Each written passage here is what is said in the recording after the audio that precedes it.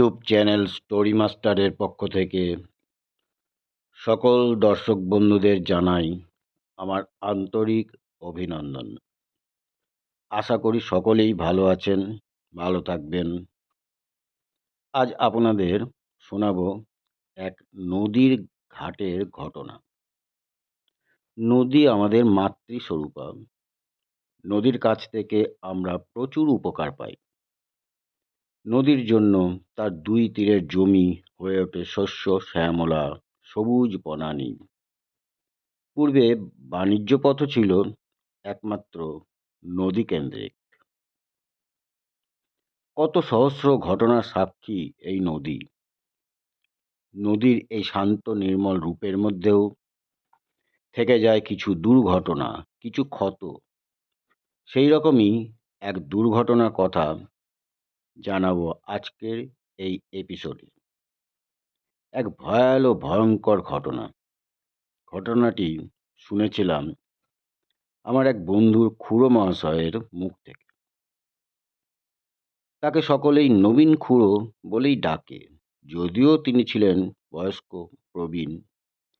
সেই নবীন খুড়োর মুখ থেকেই শুনুন আজকের ভৌতিক ঘটনা, অভিশপ্ত নদীর ঘাট।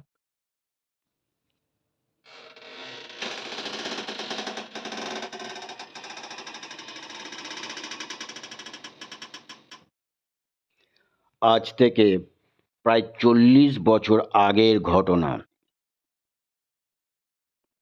আমার এক ঘনিষ্ঠ বন্ধুর বাড়ি ছিল গ্রামে। একদিন আমি সেই বন্ধুর বাড়ি বেড়াতে গেলাম। ইচ্ছা গ্রাম ঘুরে দেখব সেখানকার মনোরম প্রাকৃতিক পরিবেশ। সেইখানে পৌঁছে সেই বন্ধুর সঙ্গে দেখা হয়ে গেল তার বাড়ির সামনে। তার বাড়িতে বিশ্রাম নিয়ে বিকেলের পর বের হলাম গ্রাম দেখতে। ঘুরতে ঘুরতে সন্ধ্যের পর এসে উপস্থিত হলাম নদীর ঘাটে। তখন চারিদিক বেশ অন্ধকার। আমরা দুজনে নদীর ঘাটের পাশে বসে গল্প করছি। অনেকদিন পর বন্ধুর সঙ্গে সাক্ষাৎ। নানা রকমের গল্পে আমরা মেতে গেলাম। ধীরে ধীরে কত রাত হয়েছে খেয়াল নেই। হঠাৎ বন্ধু উঠে দাঁড়িয়ে নদীর ঘাটের দিকে তাকিয়ে বলল, ওই দেখ, ওটা কি? আমি সেই দিকে তাকিয়ে যা দেখলাম, ভয়ে আমার মাথার চুল খাড়া হয়ে গেল।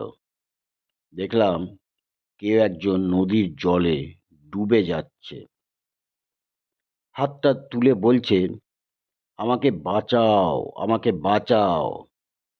আমি বন্ধুকে বললাম, চল বন্ধু, ওকে বাঁচাই, না হলে ও ডুবে মরবে। বন্ধু সঙ্গে সঙ্গে আমার হাতটা চেপে ধরে বলল, খবরদার এগোবি না, বিপদ আছে। আমি তারপরেই বিপদটা কি বুঝতে পারলাম।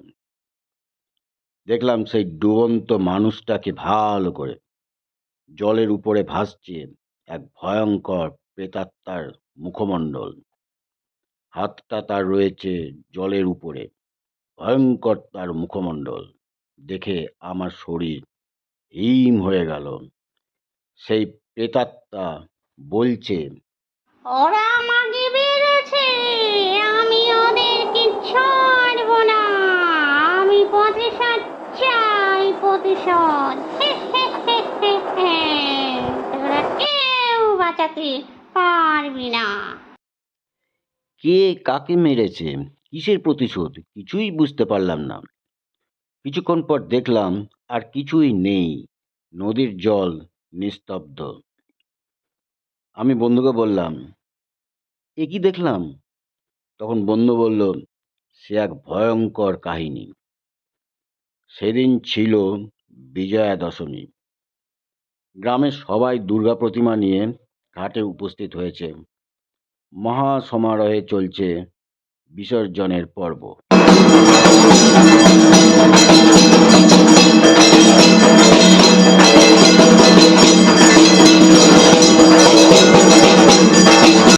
যখন প্রতিমা ঘাটের শেষ প্রান্তে নিয়ে জলে নামানো হয়েছে, তারপর প্রতিমা কাত করে জলে ভাসিয়ে দেওয়া হলো।